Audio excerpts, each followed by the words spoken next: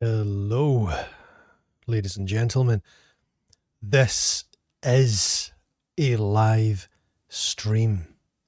So if you're here for the short, quick, concise messages on full preterism, this is not the video for you.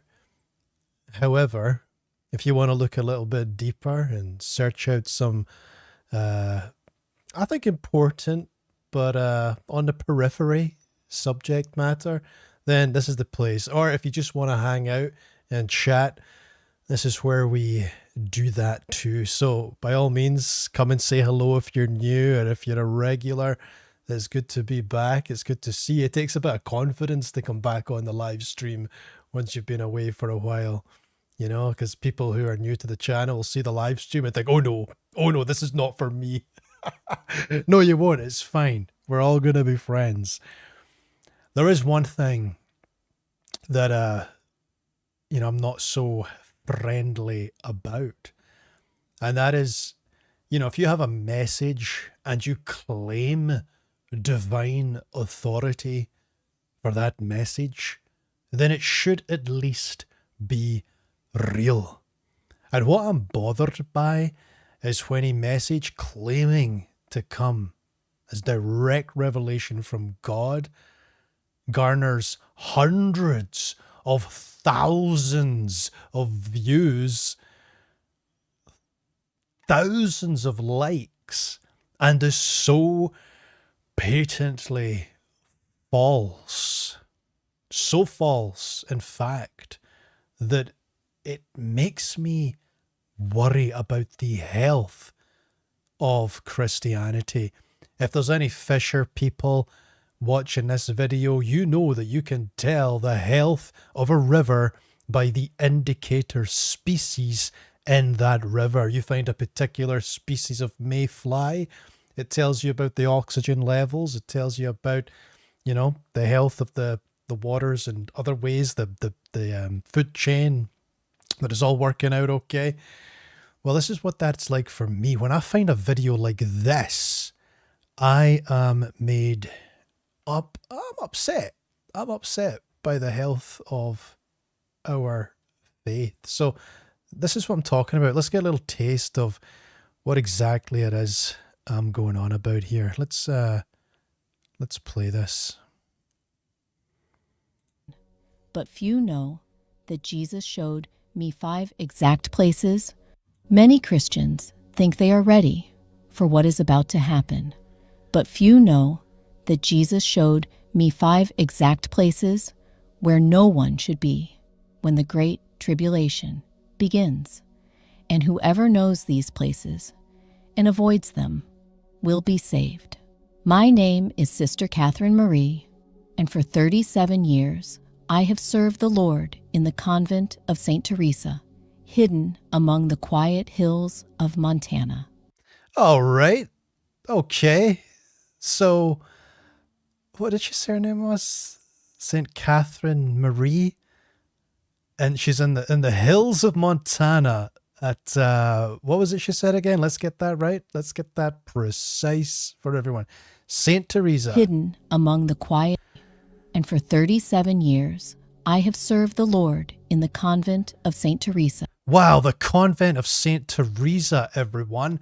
That must be really famous there up in Montana. I'm sure the people of Montana are very aware of the great work, the decades-long work. She's been there for 37 years. 37 years up there at the convent of St. Teresa. Let's just have a little check. There's no public record of a St. Teresa convent in Montana, USA. Oh, well, I'm sure that's fine. I am sure that everyone, everyone heard that and thought, I'm going to look this up, because clearly this fake person, this obvious AI robot speaking into the screen right now. Hidden among the quiet hills of Montana. I mean, has anyone seen Terminator? In the Terminator franchise, there's something called a T-800. That's Arnold Schwarzenegger. You've all seen the T-800. And it's quite sophisticated because, it's not just the metal skeleton. It has a a biological skin and flesh. It bleeds, right? It's a really good infiltrator. That's what it's for. However, before the T800, there was the T600, which had like rubber skin and it was easy to identify, right? Your powers of perception, your power of discernment did not need to be maxed out in order to see the obvious scam, the obvious infiltration. Here, this is T200 levels of fake. If you see this, you might say, right, okay, I can see that this is fake right here. I thought I knew his voice. I thought I understood his will. I believed Obviously fake, but you might think, right, that's okay. That's all right, it's fake, but I'm sure it's a true testimony. Well, it can't be a true testimony because one of the first things out of her mouth is a lie. And you would hope that people would see that if one of the first things out of your mouth is a lie, that the testimony is questionable.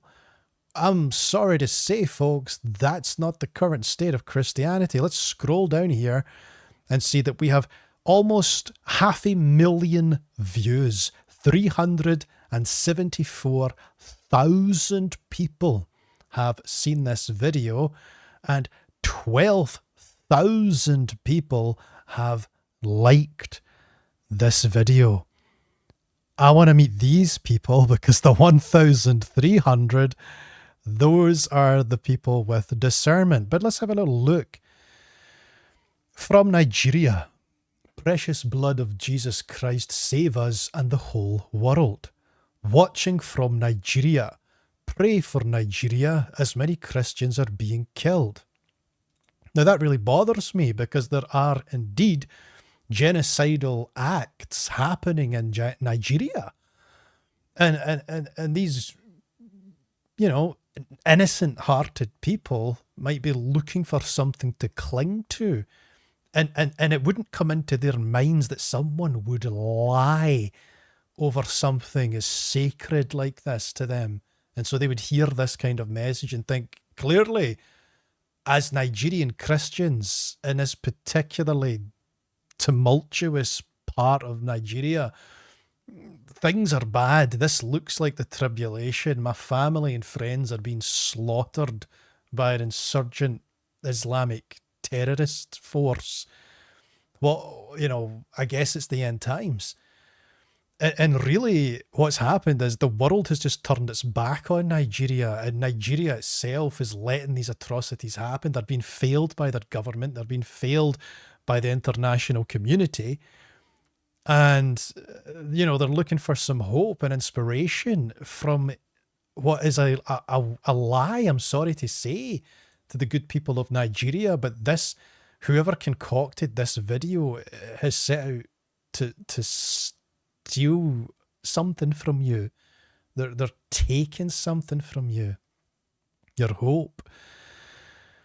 There's Catherine watching from Scotland. Pray for our country. Well, it's not quite on the Nigerian levels of, people being killed, but we are a small island, and God help us because most of this country is secular.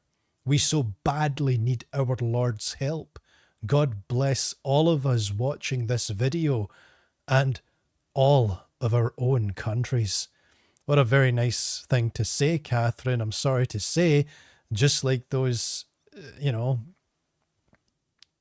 naive and innocent Nigerian viewers, you too, as a Scottish woman watching this, have been duped because you didn't think that someone would be so wicked as to deceive you on such a sacred, reverential topic, right? You wouldn't think that someone would be so depraved. And quite frankly, they are. And this is not such a difficult thing to discern. Like, this isn't like someone with a kind face sitting down and lying across to you. This is clearly AI. And I'm not trying to chastise people here. I just think it's very serious because you can use a scam like this and you can rob people. You can rob people emotionally, financially. You can rob people of their hope, spiritually, right? This is terrible. This is not good. I will not allow this video to go unchallenged. And it's not just affecting Nigeria. It's not just affecting Scotland. I am in a city in New Jersey, USA. There are mosques popping up and churches being demolished. I pray for more hearts to be opened to Jesus Christ, our most gracious and merciful Saviour, before he comes to take us home. I pray for all of us to have the strength to remain in faith and not falter under pressure. All of our pain will go away in continual praise for Jesus Christ through our lives. I love you all, and God bless. That's like someone signing off who thinks, my head's about to get put to the guillotine in these FEMA camps that are going to pop up under the beast, the Antichrist that's coming. It's like, no, right? You've been sold fear, and that fear has distorted your victory. It's distorted your view of who you are, the time you exist in, God's relationship with you. I'm sorry. Nigeria, Scotland, USA, we are being duped. Nashville, Tennessee, I lost my wife of 30 years, but I still trust God has a purpose for me. Let me tell you something, Tim Bush, right, from Nashville, Tennessee. God has a purpose for you, but you are not going to find it listening to the lies of an AI nun who doesn't exist, who's worked for 37 years in a St. Teresa convent in Montana that doesn't exist. And you have poured out your heart and volunteered this information about your wife. And you've done it because you didn't think, Tim, that someone would lie to you over something as reverential as this. As someone claiming that here's something divine, here's something important. And they lied to you, Tim. And you opened up about your wife. Nah. You obviously can't trust these people, right? You can't trust them. There's something going on here. And they're taking advantage of you. You're talking about a psychopath. A psychopath made this. A narcissist made this video, knowing that they would be able to prey on the goodwill of people like yourself. So, I'm sorry to break the news, brother, but that's the world we live in. Then here we have a Mary from Malta. Now, as I was researching this video, there is a St. Teresa convent in Malta, but there is not one in Montana.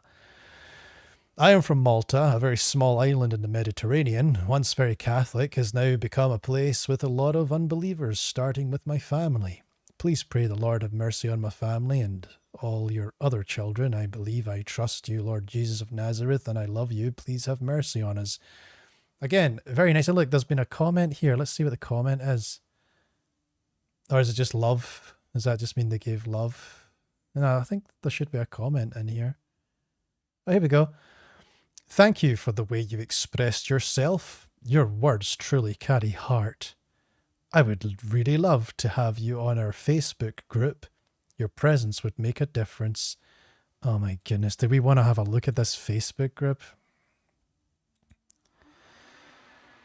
Here we go. Heaven's Gate. They've got 157 members.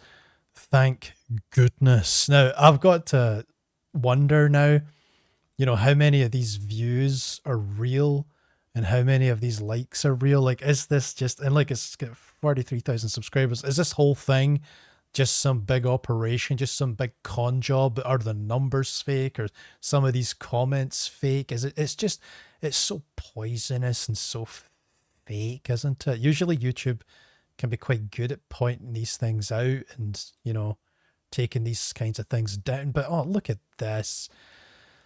I lost my daughter almost 2 months ago, and there is no consolation for the pain I'm going through, praying inconsolable to our Lord Jesus to give me strength to support and deal with such pain and suffering. And then what did this person have to say to such a heartfelt thing offered to them? An invitation to a Facebook group, perhaps?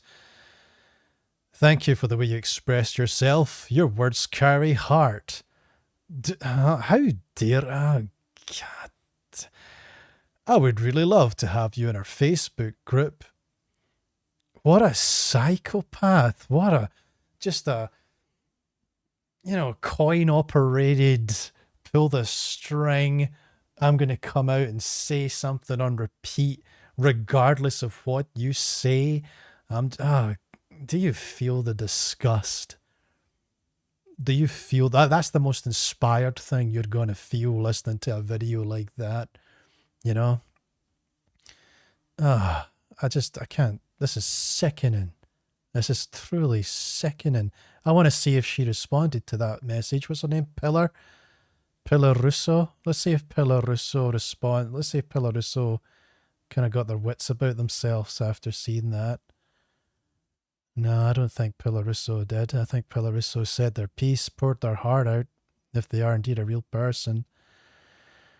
No, look, just other people. I lost my daughter on the 19th also years ago. Sorry, April 19 also years ago.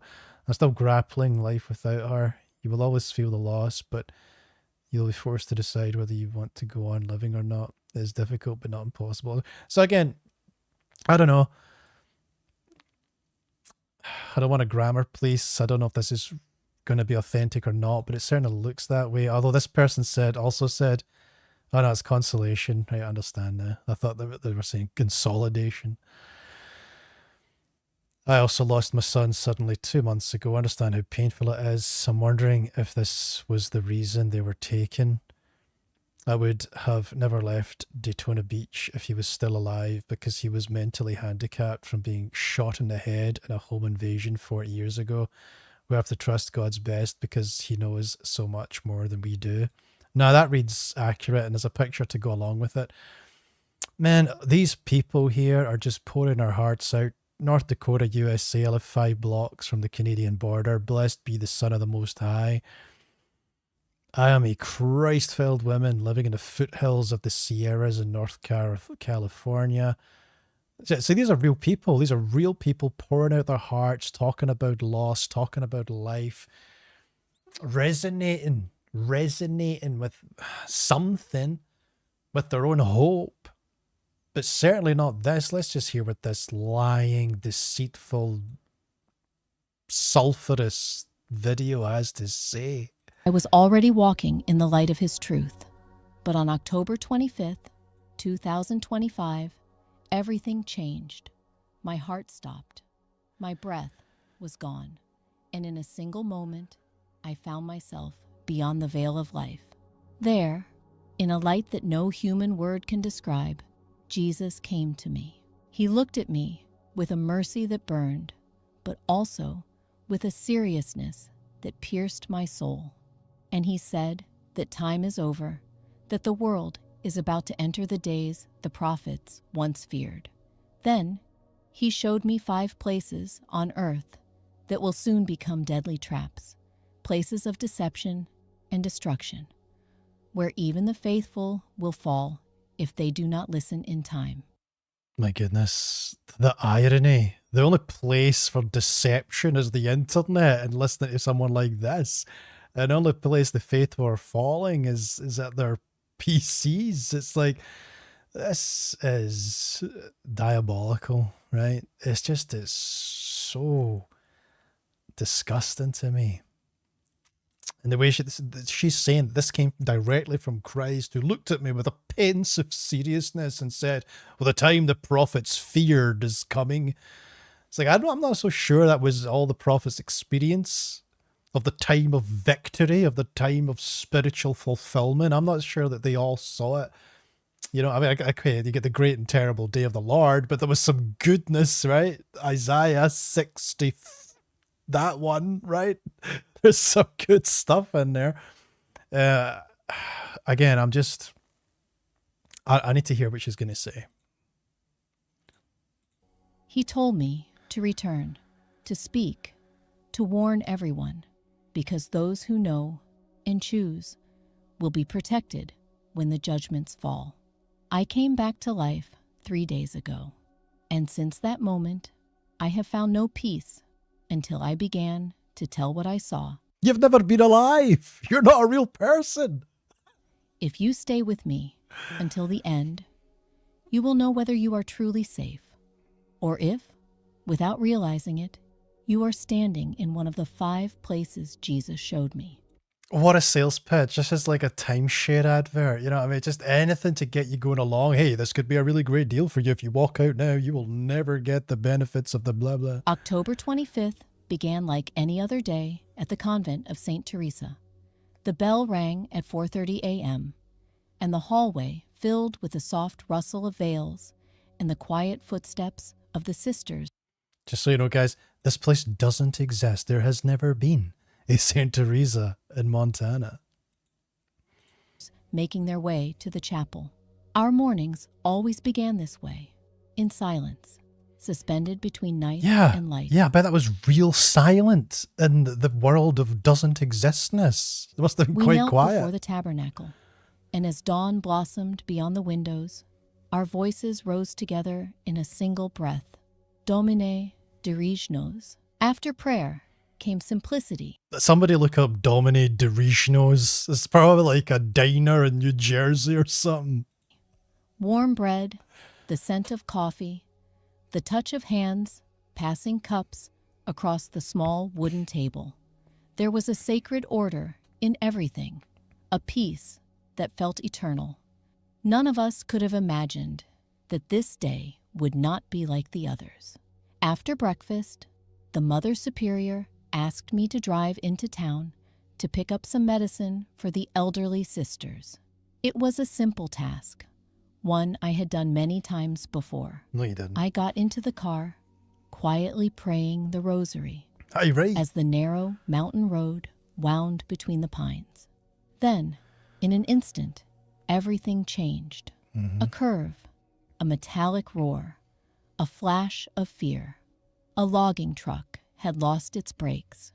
There was no time to think, no time to pray. I remember only the light surrounding me, the sound of the world shattering, and then silence. The impact was devastating and instantaneous. I felt the crushing force of metal against metal, heard the terrible sound of glass shattering and steel twisting, and then experienced the most profound sensation of my life. In that split second, I felt my soul separate from my physical body, like a butterfly emerging from its cocoon. There was no pain, no fear, only an overwhelming sense of release and freedom as I rose above the wreckage that had once contained my earthly form. I looked down and saw my broken body trapped in what remained of the car.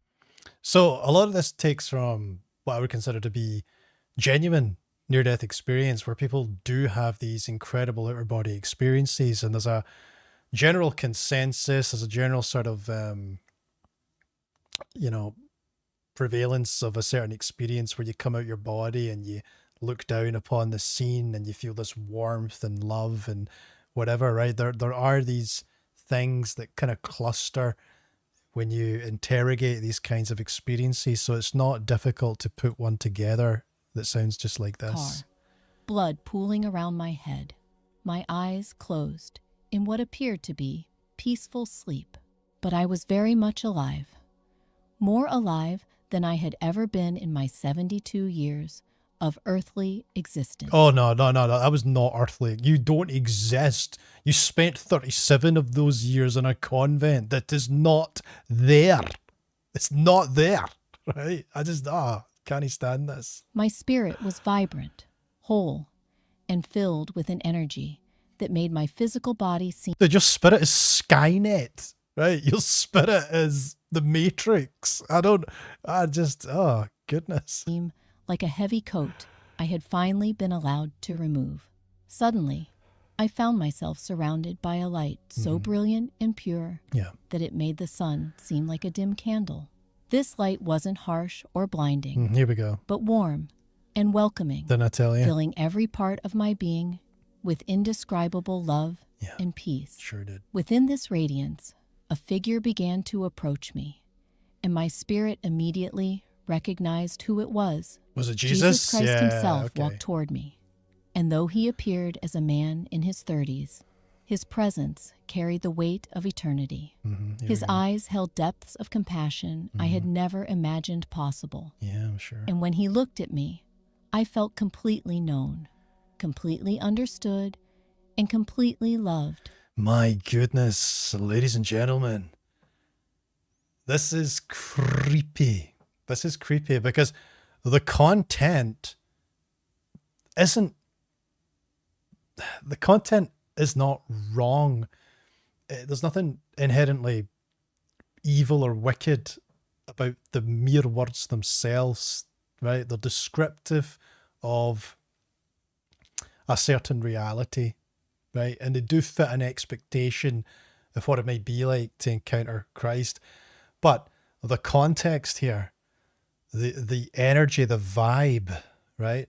The situation that we're in right now, this is, you know, Satan appearing as an angel of light kind of stuff, right? It's an artificial simulacra of an experience, much like a painting, right? You might find a beautiful Renaissance painting of some kind of biblical scene, and it's a simulacra. It's not real. It's something that man has created using certain mediums, certain technology to weave a canvas and construct pigment, however they do the pigment, you know, and put it and arrange it in a certain way to produce an image.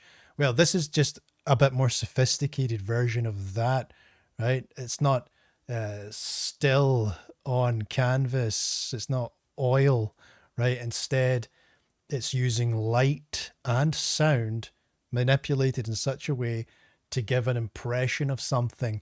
It's art, but it's deviant art. It's dark arts, so to speak. And we need to be mindful of this because, again, the reason I make this video, folks, is this part down here, right? 374,000 people, 12,000 likes. These comments, many of them seem real. Many of them seem heartfelt. There's difference in the syntax. There's particular details in the way things are written. I don't think this is all fake. I believe some of these accounts are real. These are real people. And the responses are all the same from this robot, from this machine.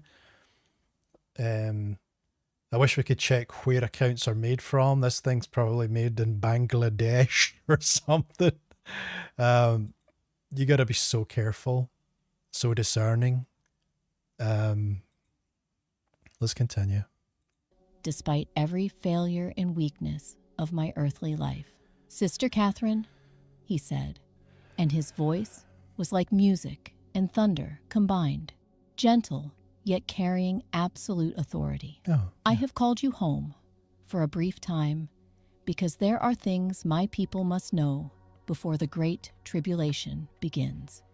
The warnings. anyone familiar with this channel understands immediately that in itself disproves this testimony. That Jesus would warn someone today of the great tribulation coming, not a tribulation, but the great tribulation coming, which Jesus Christ said would happen in the first century. There are some standing here who shall not taste death till the Son of Man returns in his kingdom. These are the days of vengeance, that all things written will be fulfilled, right? When you see Jerusalem compassed by armies, and the fact that the Roman armies used circumvallation, which is a technique or strategy of war that they used during the siege, right? All these things, all these statements of imminency in the first century. If you're new to, if this is the first video you ever find on my channel, bear with me. Give me the benefit of the doubt. I'm not a robot. I'm not an artificial intelligence. I'm not trying to tell you. I'm not trying to scam you of anything. Jump on my main videos, the edited ones, not the live streams. Jump on my main channels. You've got 6 minutes, right? Watch one of the 6-minute videos that I've made recently in November 2025. You'll find something there for you.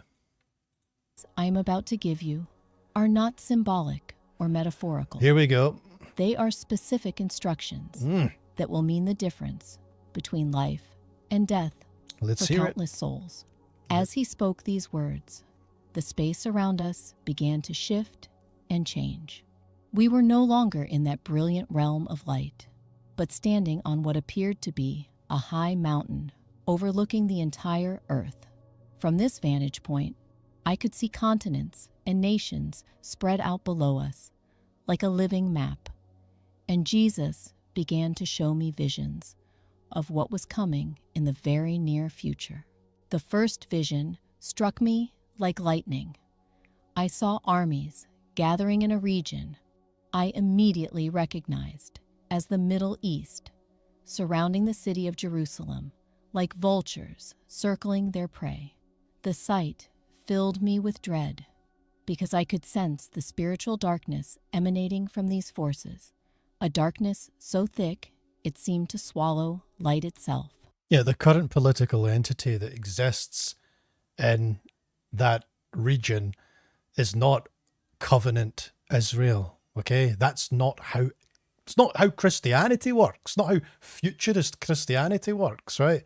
You can't claim to be in the new covenant, this new covenant where God seeks those to worship him in spirit and truth, where Jesus specifically said, neither in this mountain nor in Jerusalem, right? You cannot then claim to be in that new covenant and say that, oh, we're the temples, right? We're the new spiritual temples. We're the ecclesia, the called out ones. And be like, yeah, it's still Israel in covenant with God. You can't have it both ways. It doesn't make sense covenantally. And that's the most important lens with which you can, that's the whole point of the story, the whole narrative. But come on, let's not get ahead of ourselves. Let's keep it going.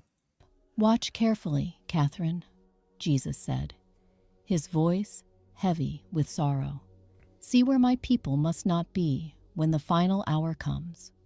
The first place of death is Judea and all the lands surrounding Jerusalem. When you see the abomination that causes desolation standing in the holy place, those who are in Judea. Right, that was the armies, that was the 1st century armies, Vespasian's armies under the command of Titus, the prince, right? The prince of the people who were to come and shatter the power of the holy people. Then all things are finished. Daniel 12:9.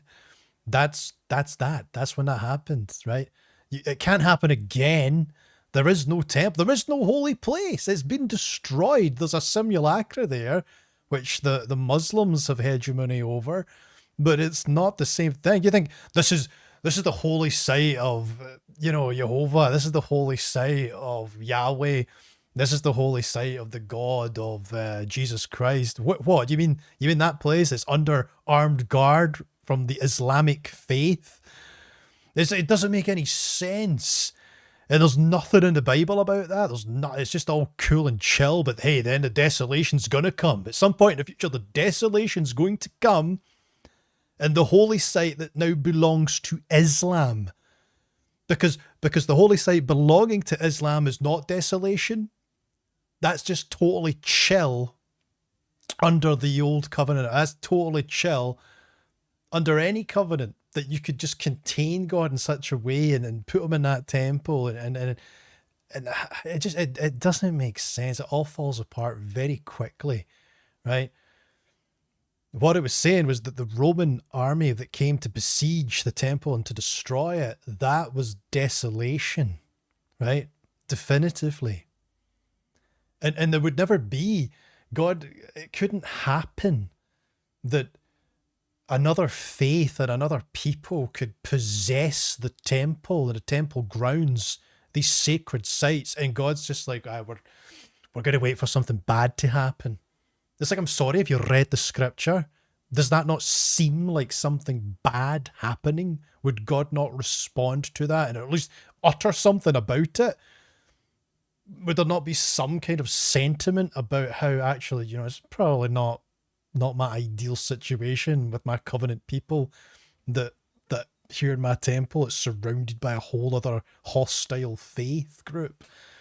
It's just, oh my goodness. But you know what? Let's keep going. Must flee to the mountains immediately. Oh. Do not go back for possessions.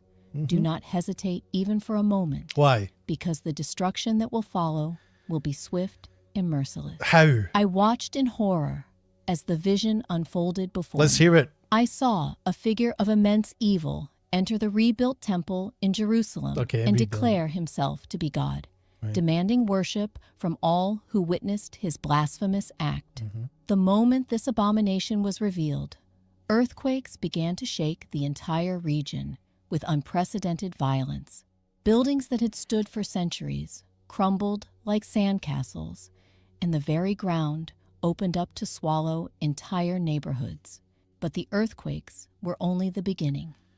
Fire began to rain from the sky like burning hail, consuming everything it touched. The armies surrounding Jerusalem turned their weapons not just on the city, but on every town and village throughout Judea. I saw believers who had waited too long to flee, who had hesitated to leave their homes and possessions, trapped in the chaos with no way of escape. Yet even in this I'm just trying to I know biblical language can sometimes be very symbolic, but she said this wasn't symbolic. She said this is not symbolic. This is specific instruction. So people have fled to the mountains. A satanic figure has went into the temple and said, I am God. I mean, I just can't imagine this playing out in secular society today, but this is happening in Israel 2027 or something. And then fire starts raining down from heaven. And whoever these military forces are like, just let's just open our machine guns on every village because fire is raining down on us. It's like, wait, what? What is the plan?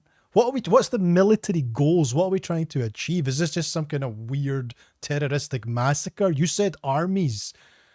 You didn't say some kind of Hamas situation. You said armies were moving in.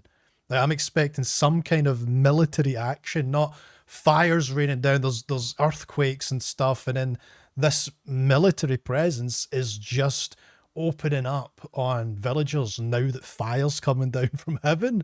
I think that would cause pause. I would pause. I would think, wait, what? What's happening? There's no reaction to that. It's not symbolic either. Let's just keep going. Vision of judgment, I witnessed God's mercy. I saw groups of faithful believers who had heeded the warning, who had fled to remote mountain caves and wilderness areas the moment the abomination was revealed. In these hidden places, I watched angels providing supernatural protection and provision, just as God had fed the Israelites with manna in the wilderness centuries before.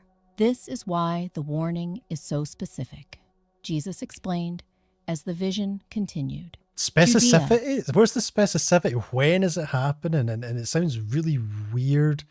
Like, I'm not getting a good picture for how the world is responding to this right now. I mean, what's the larger world doing while this is happening?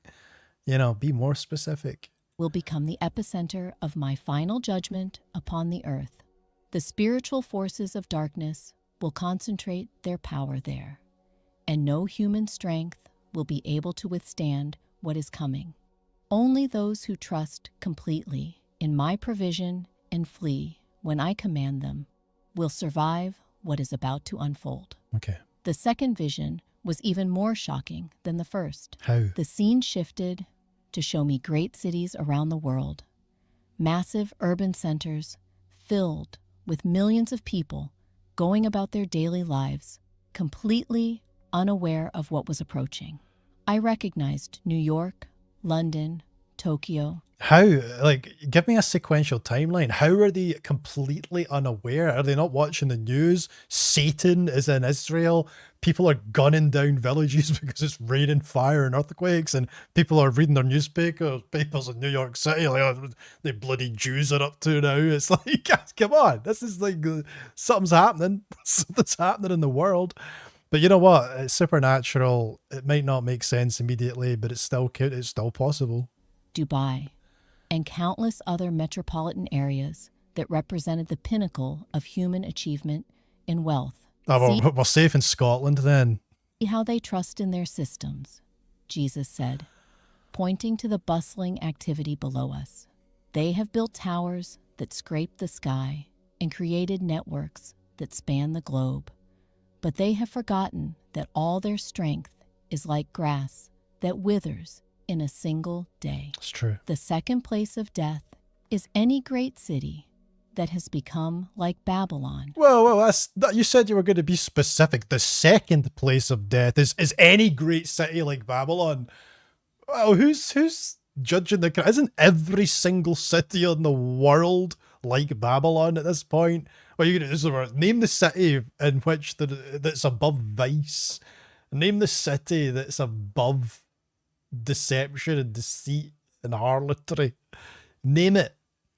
Let's go and visit that city. Where would it be? Vatican City? Is that what you're going to say? Vatican City? It's not really a city though, is it? It's a city-state.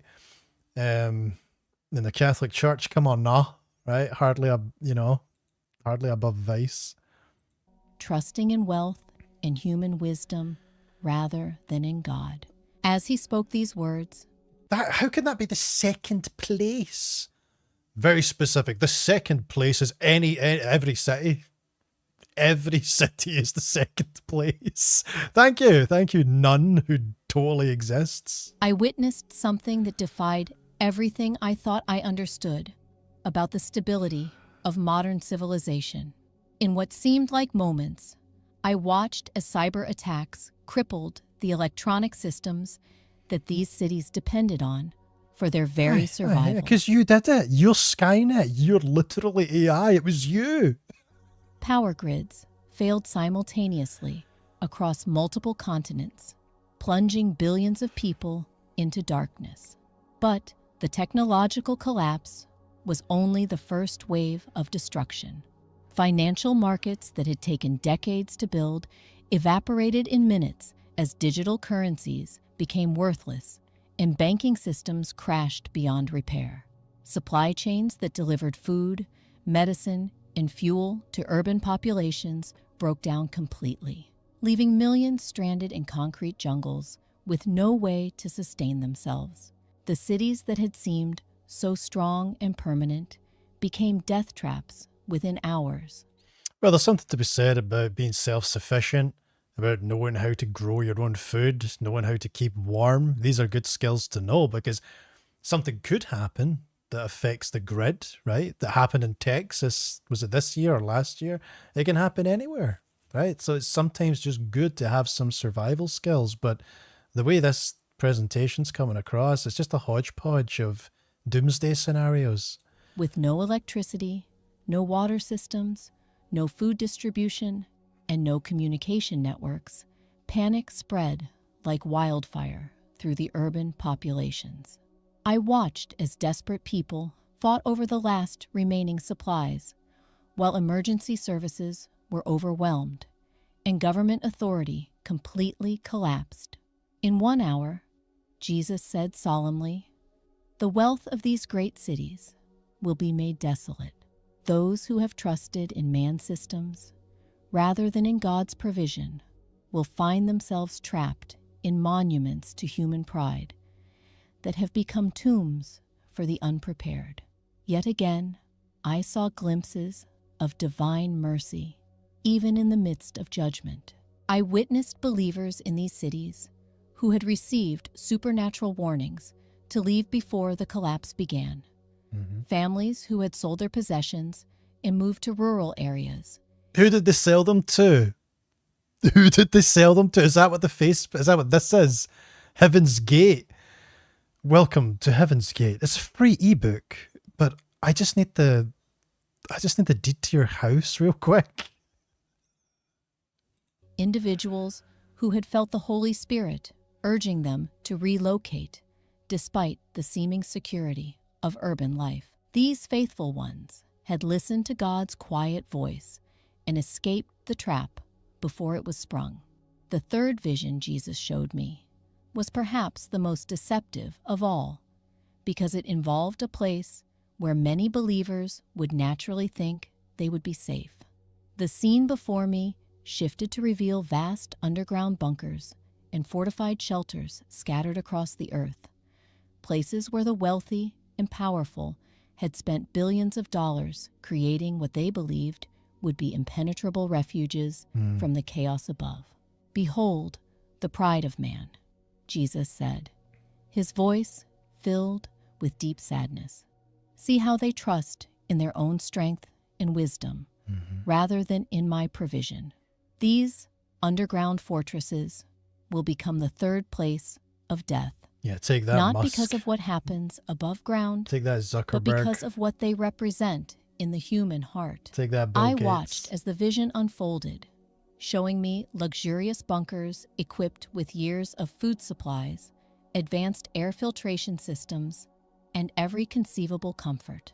The people inside these shelters congratulated themselves on their foresight and preparation, believing they had outsmarted the coming judgment through their wealth and planning. But what I witnessed next filled me with overwhelming sorrow. These elaborate shelters, built with human hands. Hold on a sec. You said you were going to be specific. So what exactly's happened? Because if I'm Mark Zuckerberg and I have just seen my ethnic homeland get taken over by Satan, like, am I skeptical, right? Is that what you're saying? Is the rich billionaire skeptical, right? So me as Zelon Gates is like, right, I don't believe that that's actually Satan. I just believe that's some kind of big crisis. I'm going to go into my bunker. But she's not being very clear, is she? She's being deliberately kind of symbolic when she said she would not be symbolic. It's kind of like we're missing big steps here. And sustained by human resources, began to fail in ways their designers had never anticipated. The sophisticated systems that maintained life underground started to malfunction as electromagnetic pulses from cosmic disturbances fried their electronic components. Air supplies became contaminated, food stores spoiled, and the very walls that had promised protection became the walls of tombs. But the physical failures were nothing compared to the spiritual darkness that descended upon these places. I saw how the isolation and fear began to consume the souls of those trapped within. Without the presence of God, without faith to sustain them, without the ability to trust in divine provision, the people in these bunkers turned on each other with a savagery that shocked me to my core. Like Fallout. They thought they could save themselves through their own efforts, Jesus explained, as I watched the horrifying scenes unfold. It's a storyline to But Fallout. salvation has never come through human strength or wisdom. It has always come through faith and dependence upon me. These people have prepared their bodies, but neglected their souls. And in the end, their souls are all that matter. I witnessed how some of the most wealthy and influential people on earth, those who had seemed so powerful and secure in their earthly lives, became consumed with despair and madness in their underground prisons. They had everything they thought they needed to survive, except the one thing that truly mattered, a relationship with their Creator. The fourth vision brought me to a place that made my spirit recoil in horror. Well, I just want to say, like, a lot of what she's sharing, a lot of what it is sharing there is true. Right? It really does matter what the quality of her soul is above and beyond any kind of material preparations that we might make. So this is the thing, you know, what they say about how a good lie contains the truth, right?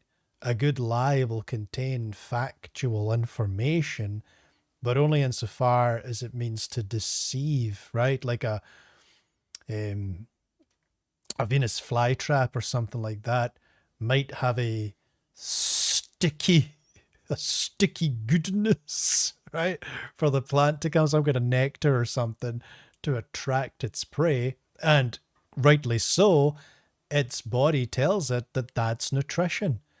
There is nutrition there. However, what they don't perceive are the large jaws just waiting to close around them as they move toward what is in fact bait. So we need to be careful about being baited, right?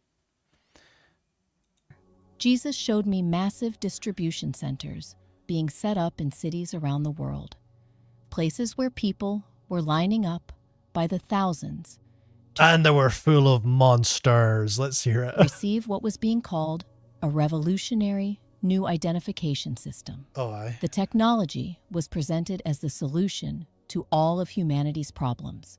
Instant access to healthcare, seamless financial transactions, Right. and complete security from crime and terrorism. All right, to be fair, that is happening in the United Kingdom right now, but we're defying it. We're not going to do it. We're not doing it. And the Labour government will be kicked out soon. They're trying to take judges away from court cases. Sorry, juries away from court cases so that it's only a judge presiding over it, which obviously runs the risks of sort of ideological tyranny. I don't know. Certainly there are cycles of, negotiations within society to maintain order in a particular way. But just because there's some kind of inner turmoil within a nation doesn't signal that it's the end, right? It's a very, it can be an appealing thing, right? To cast yourself in the role of, oh, I'm on the cusp of this excellent thing happening. What an incredible adventure. But the fact of the matter is, you're in a much more wonderful position right now that you can live in victory, right? This thing seduces with fear and plays with hope and things like that. But really, God has facilitated such a fantastic hope for us. He's brought it to fruition. And we need only move into it and live in that light. But it's not to say there isn't some wisdom in some of what's been said. It's just that the spirit with which it's being presented is horrible. This is the fourth place of death, Catherine, Jesus said, his voice carrying a weight that made my soul tremble. These are the centers where the mark of the beast will be administered. Anyone who enters these places and accepts what is offered there will forfeit their eternity. Yeah, it's not the mark of the beast, right? The mark of the beast is symbolic. And throughout the centuries, there has always been some kind of certificate, some kind of seal, some kind of identifier that marks you as a citizen who can participate in trade. That's not something that's unique to digital IDs, which have been discussed for the last 40 years.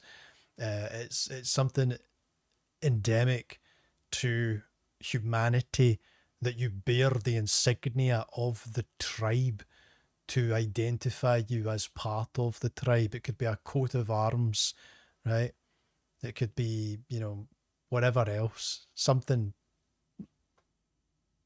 A coat of arms is the best I could conjure at the moment. But you know exactly what I mean, right? Just some insignia, some sigil, some glyph, something that denotes, like a tattoo, you are part, right, of this. So it's not unique. The digital idea, the digital identification is just a modern version of something very ancient and that was very particular to the first century. Again, the big thing about the book of Revelation and its contents is the very first verse. This is the book of things which must shortly take place, right? And in Revelation 1:3, Jesus insists upon that soon coming, right? The time is at hand. So it speaks for itself. Eternal soul, and there will be no possibility of redemption. The vision showed me how the system would be implemented gradually, first as a convenience, then as a necessity, and finally as a requirement for survival. I saw families torn apart as some members chose to accept the mark while others refused. I witnessed believers who had served God faithfully for decades suddenly compromise their faith when faced with the inability to buy food for their children or access medical care for their loved ones. The pressure to conform was unlike anything the world had ever seen. Those who refused the mark were cut off from all commercial activity, unable to work, shop. So yeah, I mean, that's like a rhetorical refrain. It's unlike anything the world has ever seen.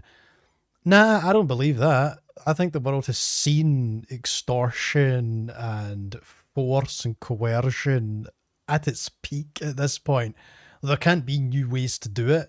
We've been through the Holocaust and stuff like that, and the SS and the Stasi and the gulags, and it's like, oh, there's a new way to do it where you tilt yourself slightly to the side and cover yourself in mustard, and then the crazy bad things happen that have already happened on repeat. It's like, it's those little rhetorical things that are just kind of seasoning that, you said you weren't going to be symbolic, but we keep hitting these motifs, Or even receive basic services. They became outcasts in their own societies, hunted and persecuted for their refusal to bow to the beast system that had taken control of human civilization. But what broke my heart most was seeing how the mark itself changed people fundamentally.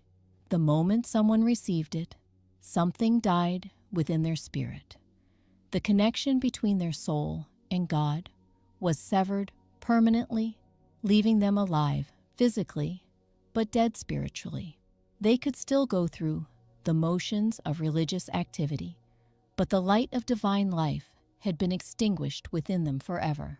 Yet even in this darkest of visions, I saw the mercy of God shining through. Small groups of believers who had refused the mark were supernaturally sustained in wilderness areas and remote. So I just don't, that doesn't make any sense to me metaphysically.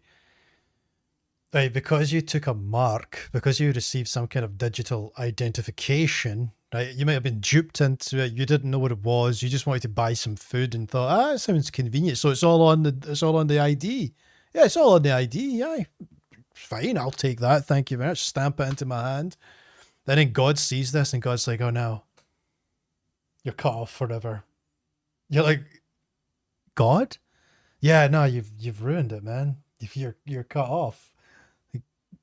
The God of all creation's talking to me? God, what is it that you're saying? I'm telling you that when you took that little mark in your hand, I've cut you off. It's like, I don't understand, God. Why? Because why? Because you betrayed me. I didn't know. I had no idea. Well, them's the rules, kiddo. It's like, what do you mean, them's the rules? You mean, what does that mean? I'm cut off from you forever. What do I do with myself? I don't know. What? It's like anything with conscious experience, anything that lives is inextricably linked to God. There isn't God and the eternal tool shed, right? Because that would make a God of the tool shed, right? God is the resource out of which he creates himself. He didn't have a suite of different tools and materials to build out of that were equally divine in status. It was only ever God. God creates out of his own resource. So if anything has conscious experience, it has it because it's been endowed with God. It possesses God in some respect. So the idea that something can be permanently cut off from God, it doesn't make any sense. It's to dissect and distribute and portion God out and try to separate God from God, and you can't really do that. I mean, in some respects you can, right? In some theoretical, abstract, philosophical, metaphorical sense, but in a real, tangible, metaphysical, I don't know, ontological sense, I don't think you can break pieces of God apart so that the two don't touch. I don't think God is a substance like Play-Doh, where you can take the Play-Doh and break it in two and throw part of God over there and throw part of God over there, and God doesn't touch anymore, right? It's much more, they talk about quantum entanglement, spooky action at a distance where, different things, molecules can have a relationship with one another over distances. It's something like that. It's something transcendent, difficult to understand, but it's certainly not as simple as all this, right? I don't think God is a petty, cruel Greek God. Remote locations. Angels provided food and protection, just as they had for Elijah by the brook Cherith. These faithful remnants glowed with spiritual light that made them appear as stars in the overwhelming darkness that had settled over the earth. The fifth and final vision Jesus showed me was the most comprehensive and terrifying of all. The scene expanded to reveal entire regions of the earth that had become uninhabitable due to the convergence of natural disasters, warfare, and supernatural judgments. Vast areas of what had once been fertile land were now wastelands where no life could survive. See the coastal regions where millions have chosen to live, Jesus said, pointing to areas along every continent. When the great earthquake comes and the islands flee away, when the mountains are moved from their places and the seas roar beyond their boundaries, these will become the fifth place of death. Those who remain near the coasts when the final shape. Let me get this right. So every city is a place of death. Like food centers where you get AI or whatever it was, some kind of digital identification, that's a place of death. Every it's the coastlines are places of death. So I guess it's just like little rural, like individual rural areas that are not inside cities and not too close to coastlines. And notice it's every single doomsday scenario possible is happening. There's a great earthquake, there's a great flood, there's electromagnetic interference, there's solar activity from the sun, there's environmental disaster, digital disaster. It's every box is getting ticked here. This is like, talk about specificity. You just hit everything. Shakings begin, will be swept away by waters that will rise higher than the tallest buildings. I watched in awe and terror as massive tsunamis, triggered by earthquakes of unprecedented magnitude, swept across coastal cities around the world. Waves hundreds of feet high moved inland for dozens of miles, swallowing everything in their path. The destruction was so complete that entire metropolitan areas simply disappeared beneath the churning waters, leaving no trace that millions of people had once lived and worked there. The vision showed me how these coastal disasters were connected to deeper spiritual realities. The areas that were most completely destroyed were those where humanity's rebellion against God had reached its peak. Cities that had celebrated sin, that had persecuted believers, that had proclaimed their independence from divine authority, were wiped clean by the very elements God had created. But again, divine mercy was evident even in judgment. I mean, I wasn't going to hit her with this because she didn't quite. I mean, she said the earthquake sort of unprecedented magnitude. I was waiting for her to say the flooding was of unprecedented magnitude. Then I would have pulled her up on scriptural basis and be like, oh, are you saying that it was a worse flood than the flood of Genesis, which God said he would never do again? So I don't know if there's a little bit of that going on. I saw believers in coastal areas who had received supernatural warnings to move inland, families who had felt an unexplainable urge to relocate despite their deep roots in seaside communities. These obedient souls had listened to the gentle voice of the Holy Spirit and escaped destruction by following God's guidance rather than their own understanding. Well, look, let me just say there's nothing like anything's possible. There could be destruction that comes in the future. There very likely will be destruction that comes in the future because we live on a planet that gets struck by meteors and has volcanic activity and tsunamis, etc. Natural disasters happen. There's tornadoes, hurricanes, things like that do happen. So we should have a certain level of preparedness about them. The issue here is the point, right? What is she driving towards, right? As these 5 visions concluded, Jesus turned to me with eyes that held both infinite love and urgent concern. "Catherine," he said, "you must return now and warn my people. Time is shorter than anyone realizes, and the events you have witnessed will begin to unfold within months, not years. Those Time is shorter than anyone realizes. I think I realize there are some standing here who shall not taste death till the Son of Man comes with his kingdom. Right? You said that 2,000 years ago. John said, "It is the last hour, little children." Right? It's like, we understand it's the last hour. It's the last days. We upon whom the ends of the ages have come. It's like these things were all said in the 1st century. And Jesus is telling her, people don't realize actually how quickly this is going to take place. We got the memo, the book of things which must shortly take place, written to 7 churches that no longer exist because they disappeared in the sands of time, eroded them. It's like, what is going on here? Clearly, there's an agenda. who heed these warnings and trust in my provision rather than their own strength will be protected, but those who ignore them or delay their response will find themselves trapped in places of death when the final hour comes. The love in his voice. Do you hear that? Do you hear that sense of fear? Those who listen to me and do exactly what I say. It's like, what have you said? Every single city is going to be destroyed. Satan's going to go into Israel and tsunamis are going to wash everything away. It's like, right, so basically what you've told people to do is to move to the countryside en masse. That's the big takeaway, right?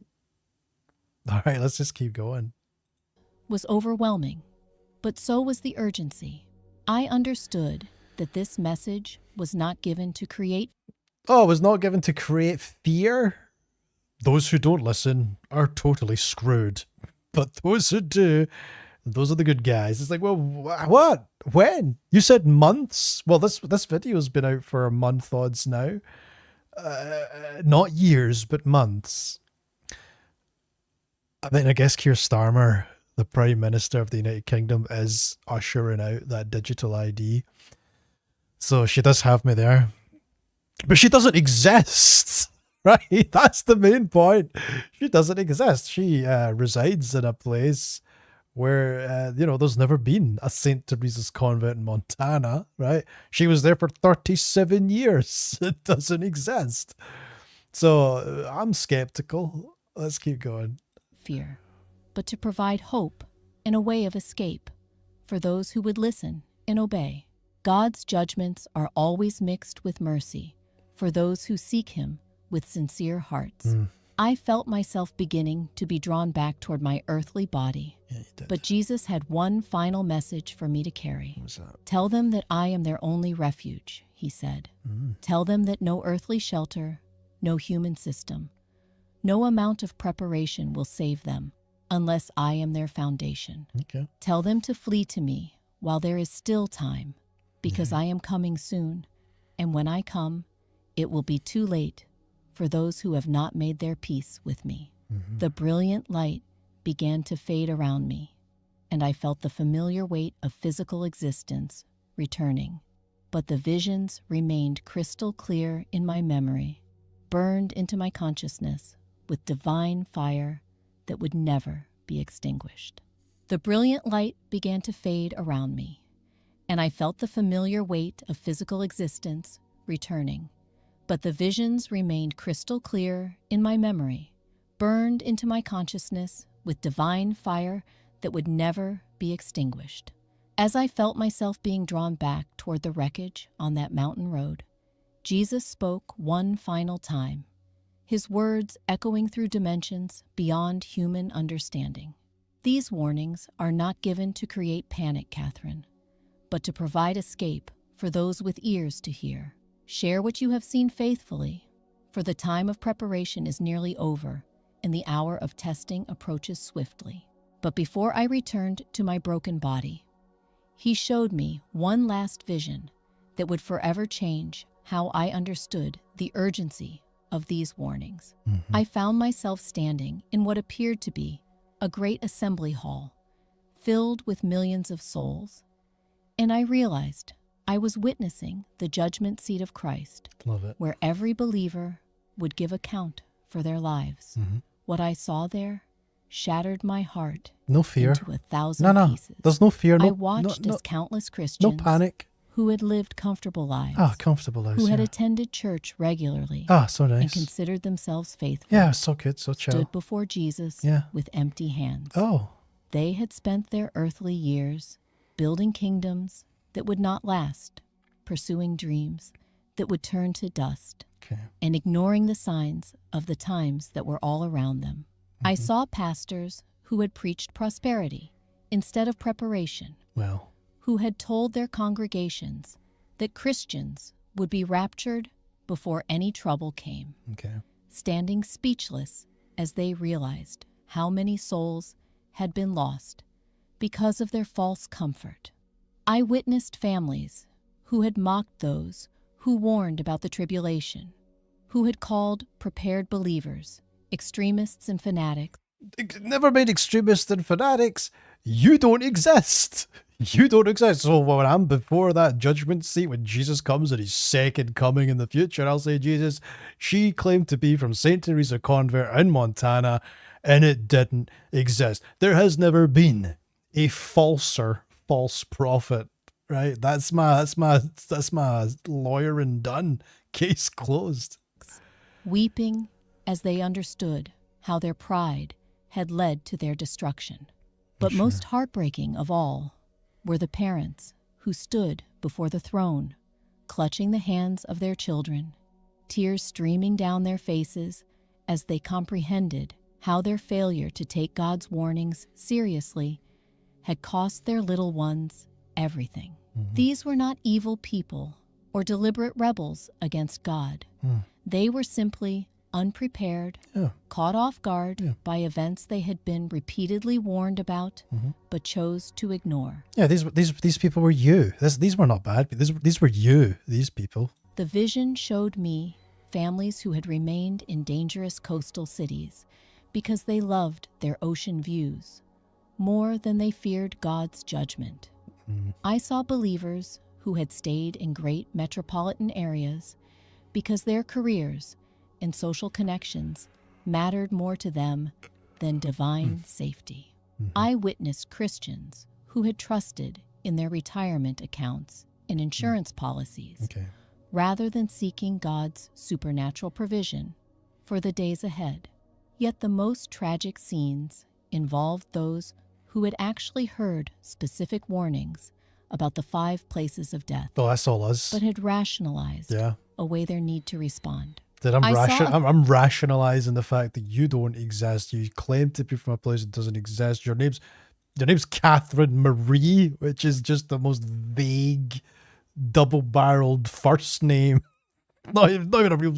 What Catholic surname is Marie? You just keep going. A family in California who had been directly told by a prophetic voice to move inland, but they had dismissed it as emotional manipulation. Their Yes. beachfront home had been their pride and joy, Definitively. and they could not imagine God asking them to leave something so beautiful.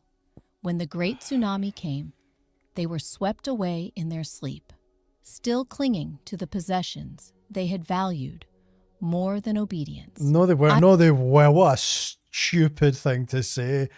They were swept away, clinging to the possessions, just wrapped around a Mercedes-Benz in a tsunami. This is more important to me than anything right now. That didn't happen. That's just a stupid thing to say. What a numpty of a comment that is. I witnessed a wealthy businessman in New York Did you? who had received multiple dreams about the collapse of the financial systems. Right. But he had convinced himself that his diversified portfolio and underground bunker in Manhattan Stop it. would protect him from any economic... Stop it. No one has an underground bunker in Manhattan. It doesn't make any sense. Manhattan's an island surrounded by water. I know what I'll do. I'm going to dig into the earth and create a bunker, a subterranean bunker in Manhattan. It doesn't make any sense. And I'm getting all these insane dreams, man, about the financial market crashing. You might think I might use that information. It might affect me emotionally in some way, but no, my diversified portfolio, I've got more faith in that, which I guess does make sense, but it's just weird terminology, you know what I mean? Oh, the diversification of the portfolio. It's like, I don't know, man. That sounds dumb. economic disaster. When the electromagnetic pulse wiped out all electronic systems, his bunker became his tomb, and his wealth became worthless paper in a matter of hours. The vision revealed a devout Catholic family in Jerusalem who had felt the Holy Spirit urging them to leave the holy city.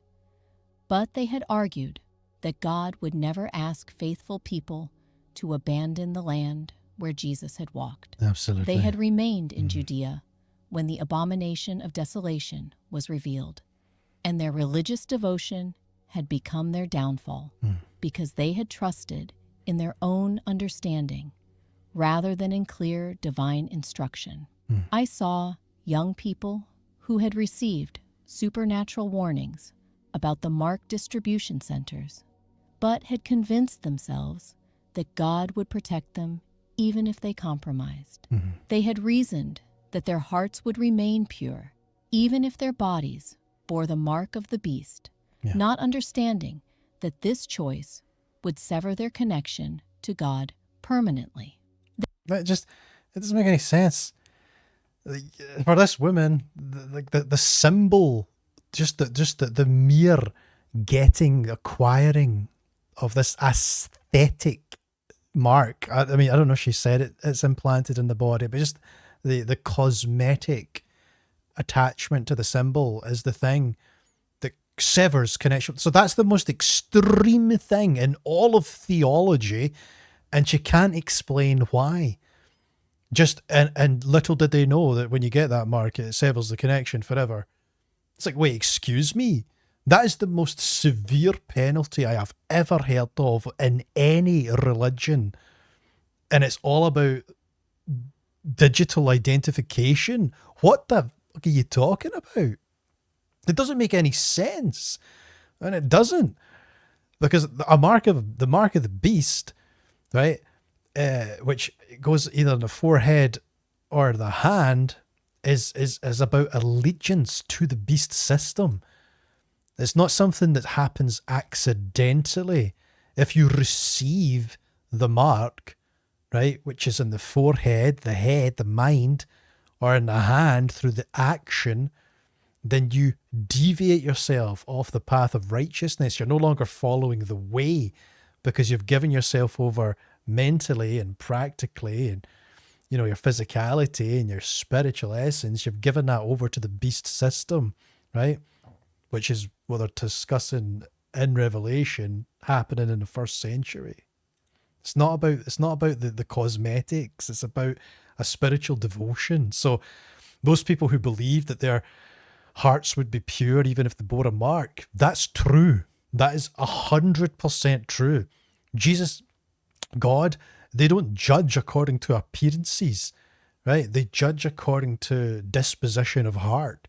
So if you got the mark of the beast and then decided actually this isn't going to work for me, that still counts. That still matters. You're allowed forgiveness defines God, right? It's not like, oh, I got a tattoo. All right, that's you done, severed forever. It's like, it doesn't make any sense. There's nothing about that makes any sense. Their anguish was indescribable as they realized their eternal destiny.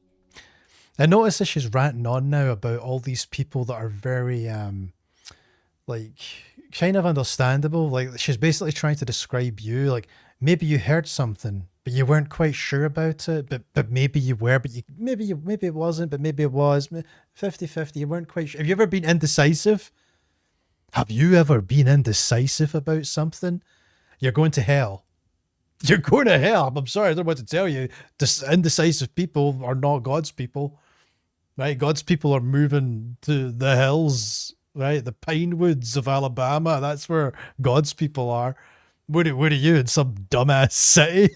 You're in some city, you're going to be washed away, right? Holding on to a Rembrandt painting. This matters so much more than the tsunami wave. Way. It's like, what? Nobody's doing that. No, it's not a human tale. This is a very artificial story. Had been sealed by a decision they had convinced themselves was temporary. But perhaps most sobering were the scenes involving church leaders who had led their entire congregations into destruction through false teaching and misguided theology. So sober right now. I watched as pastors who had preached that believers would never face tribulation stood before Jesus, trying to explain why they had left their flocks unprepared for the greatest test in human history. Nobody says that. Their good intentions could not excuse the devastation their errors had caused. Literally the definition of a Christian is someone who's willing to pick up their cross and follow Christ. It's like everyone's guaranteed tribulation. These judgment scenes unfolded before me. Jesus spoke words that pierced my soul like arrows of fire. Many of my people will perish, not because they rejected me, but because they were not watching, not listening, not preparing for what I clearly told them was coming. They loved their comfort more than my warnings, their traditions more than my truth, their own wisdom more than my instructions. The vision then shifted to show me the remnant who had heeded the warnings and escaped the 5 places of death. These faithful believers glowed with a light that made them appear as living stars against the darkness that had engulfed the earth. They had lost their earthly possessions, their comfortable lifestyles, their social positions, but they had gained something infinitely more valuable. They had gained their lives. I saw families who had sold their homes in coastal areas and moved to remote mountain regions, trusting God's provision rather than their own financial security. Though they faced hardship and uncertainty, angels surrounded their simple dwellings, and supernatural provision flowed to them daily. Their children sang songs of praise even while living in tents, because they understood that their parents had chosen correctly when the choice mattered most. I witnessed believers who had fled from the great cities just before the collapse began, carrying only what they could pack in a single suitcase, but carrying hearts full of faith and obedience. They had established communities in wilderness areas where they supported one another through the darkest days the world had ever seen. Their joy was palpable despite their circumstances, because they knew they had followed the voice of their shepherd when he called them away from danger. The vision revealed small groups of Christians who had refused to enter the underground bunkers their wealthy friends had invited them to join, choosing instead to trust in God's supernatural protection in the open wilderness. When the bunkers became death traps, these faithful ones were sustained by manna from heaven and water from rocks, just as their ancestors had been provided for in the desert centuries before. Most beautiful of all were the scenes of believers who had refused the mark of the beast despite the most intense pressure and persecution. They lived as fugitives in caves and forest hideouts, Awesome. unable to buy or sell anything in the corrupted world system. But they radiated a peace and joy that no earthly comfort could have provided. They had chosen eternal life over temporary convenience, and their reward was beyond human description. As this final vision drew to a close, Jesus turned to me one last time, with eyes that held both infinite compassion and absolute authority. "Catherine," he said, "these scenes represent choices that are being made right now in the very days you will return to earth. Every person who hears these warnings will decide whether to act upon them or dismiss them, whether to trust in my provision or their own understanding, whether to value eternal things or temporal things. Tell them that I have shown you these visions not to terrify them, but to rescue them from the deception that has settled over so many of my people." Can you just, how disgusting this whole thing has been? You know, just hitting that note about deception and attributing this to divine authority when it's so patently false. Everything about it is so false. The artificial intelligence voice, the fabricated convent, the fake Catherine Marie sounding name, the little continuous sorrowful eyed gaze of the fake nun. Tell them that preparation is not just about having food and water stored, though these things have their place. True preparation is about having a heart that can hear my voice clearly, in the faith to obey immediately, even when my instructions seem to contradict human wisdom. The greatest tragedy of the coming tribulation will not be the natural disasters or the persecution, but the number of believers who will be caught unprepared because they chose comfort over obedience, tradition over revelation, human reasoning over divine instruction. But for those who have eyes to see and ears to hear, Oh, we see and these hear. warnings provide a clear path to safety for themselves and their families. Remember that I am the same God who warned Noah before the flood, who told Lot to flee before Sodom was destroyed, who instructed the Israelites to put blood on their doorposts before the angel of death passed through Egypt. I have always warned my people before judgment falls, and I am warning them now through visions like yours and through the clear signs that are manifesting all around them. Time is running short, Catherine. The events you have witnessed will begin to unfold within months of your return. Those who act upon these warnings immediately will find refuge and provision in my appointed places of safety. But those who delay, who rationalize, who convince themselves that surely God would not require such difficult choices from his people, will discover too late that my words are not suggestions, but commands that determine life or death. Perfect. As Jesus spoke these final words, I felt an irresistible pulling sensation, drawing me back toward my physical body lying broken on that mountain road. The heavenly realm began to fade around me, but the weight of the message I had received pressed upon my spirit like a mantle of divine responsibility. I understood that I had been chosen not because of any special righteousness or wisdom on my part, but because God needed a witness who would faithfully declare what had been revealed without softening the urgency or compromising the clarity of his warnings. The transition back to earthly consciousness was jarring and painful. My spirit, which had soared through dimensions of glory and revelation, suddenly found itself trapped once again in flesh that was broken and bleeding. You've never But been even in as flesh. physical pain flooded through my nervous system, The visions remained crystal clear Don't have in a my nervous memory, system. preserved by divine power, to be shared with a world that desperately needed to hear what heaven was declaring about the days ahead. Brothers and sisters, I have shared with you everything that Jesus revealed to me in those sacred moments between death and life. These 5 places of death are not distant prophecies or symbolic warnings. They are immediate realities that will unfold in the coming months. And every soul who hears these words must make a choice that will determine their eternal destiny.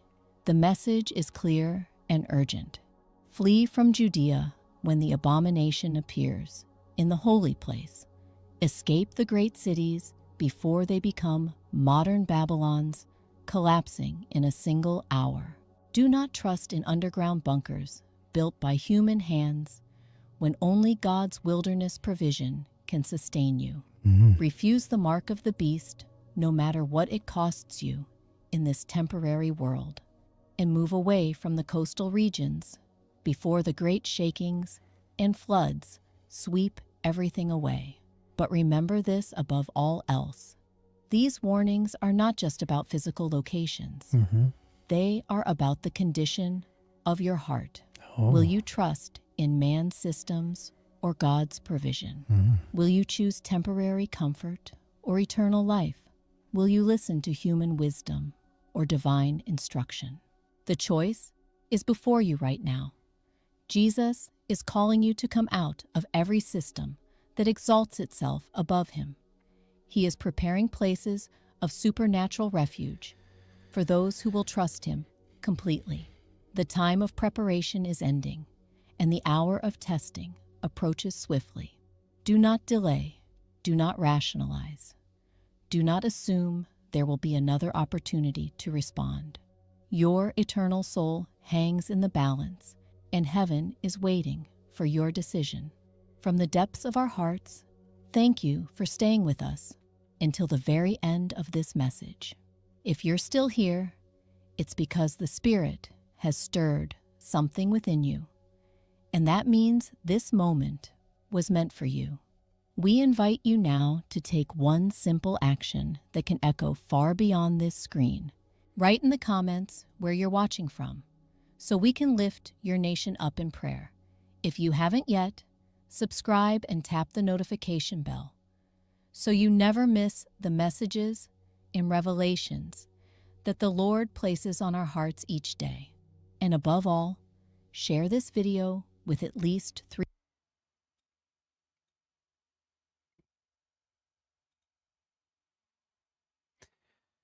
Did this just crash on me? Let's put it back over here.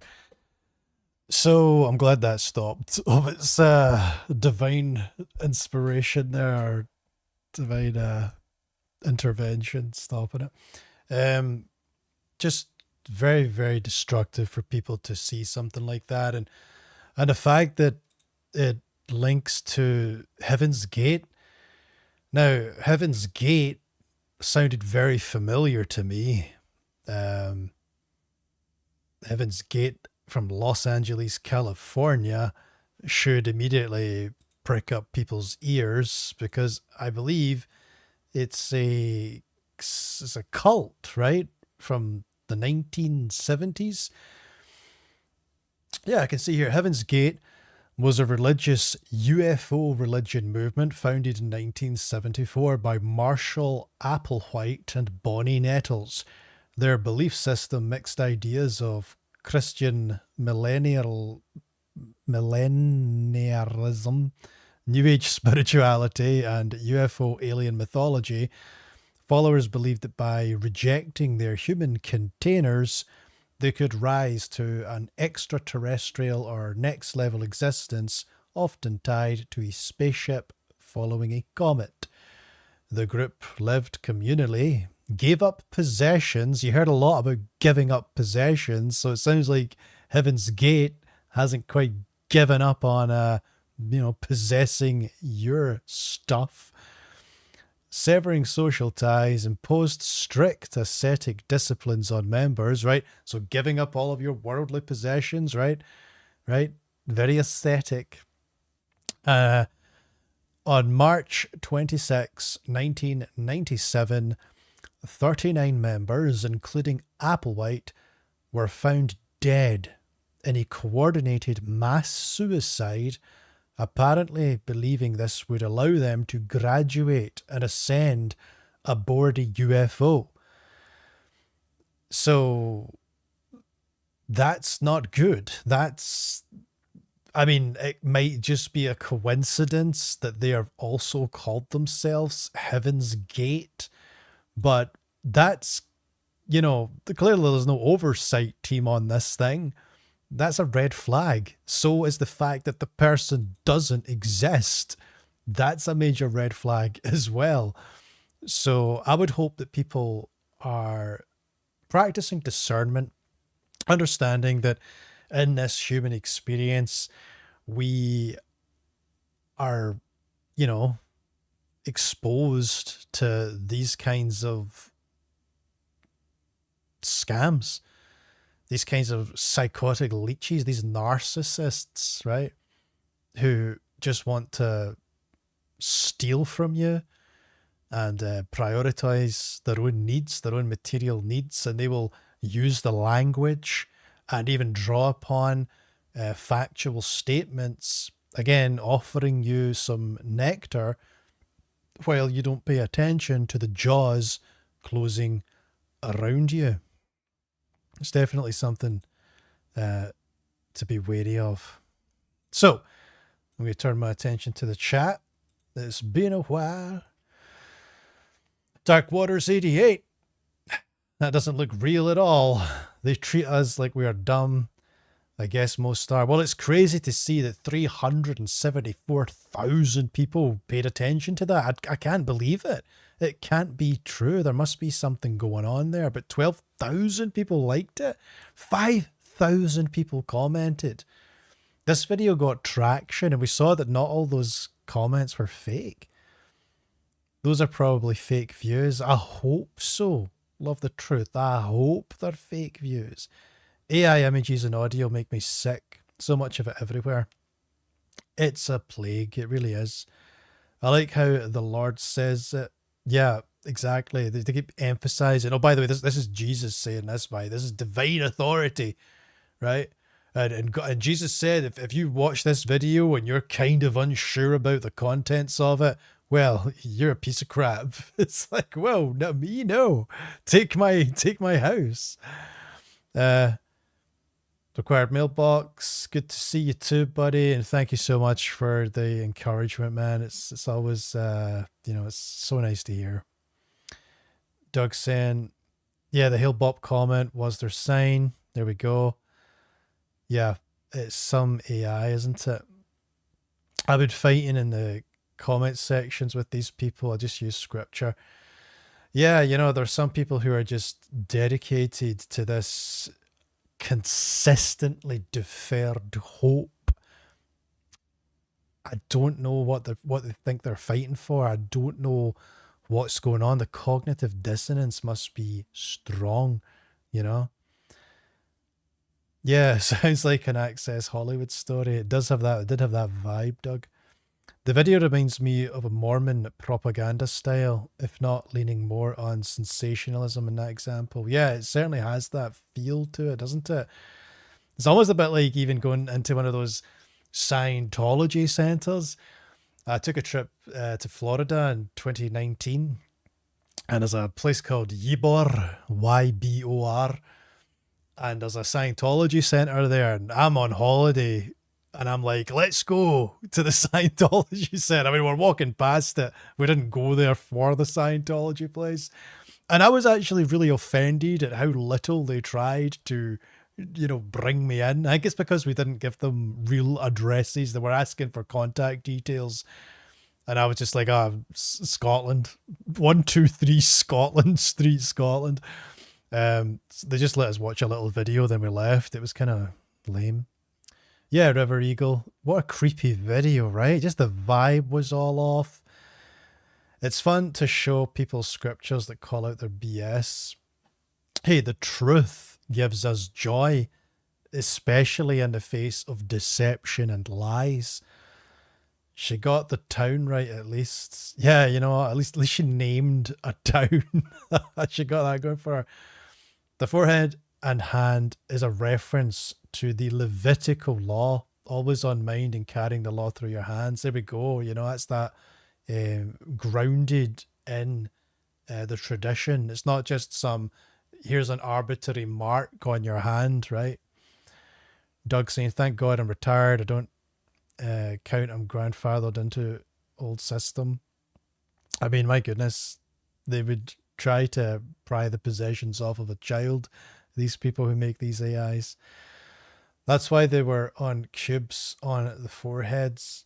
They took it too literally, right? They still do it today.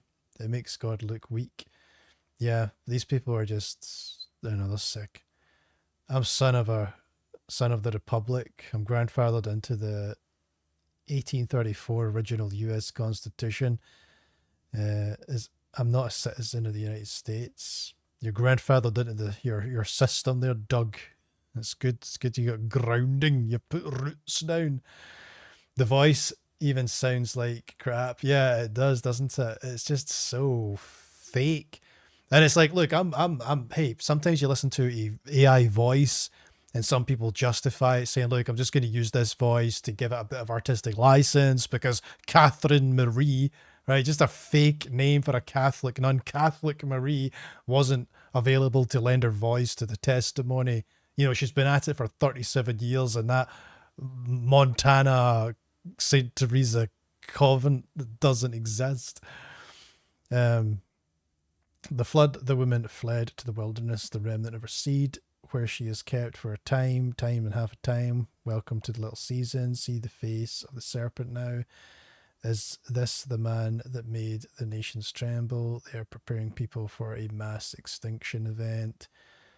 The last mass extinction was at the end of the millennium. Yeah, I don't know. Was there a mass extinction at the end of the last millennium? I mean, certainly the Black Plague would have been something of a population decreaser, right?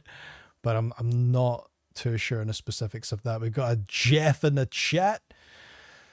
Hey, Willie T, what is the link to this video about the nun having an NDE? I need to see that. I came too late to your party. Some of that coming tribulation stuff sounds very much like disasters that could take place during the upcoming flip of the Earth's magnetic poles. Yeah, no, that's what I'm saying. Well, Jeff, look, part of what she says does have a sound of truth to it, right? She's pulling upon subject matter. She's drawing upon subject matter that has a grounding in possibility. The issue is where we're saying just that the point of her message and the connections and associations that she makes just doesn't feel right. Like we've got this connection to Heaven's Gate, which is like a cult. The place that she's apparently from doesn't exist, and the name itself of her just isn't real. Like Catholic Marie, Catherine Marie, it's just a bit, you know. But other than that, some of the content of what she says, some of it was real. Yeah, the pious and wonderful stuff that she said about Jesus and having your morals above your material stuff. It's like, yeah, okay. But certainly the full vibe wasn't quite there. Zechariah says the days of the Lord is dark. He seems to describe it in chapter 14. I haven't been in Zechariah for a little while. I need to go back in. So assuming this is a fake NDE for publicity, I'm wondering where they got their ideas from. Yeah, this is it. I noticed like a lot of what she was saying was drawn upon the sort of mainstream, big sort of, whatever if you got a group of people together who had a near-death experience, they would describe what she described. I came out of my body. I looked down upon the scene. I felt a great sense of calm. I saw a figure. I identified that figure as Jesus. There was a great compassion and intensity to his eyes. And he showed me visions of great disasters that are to come.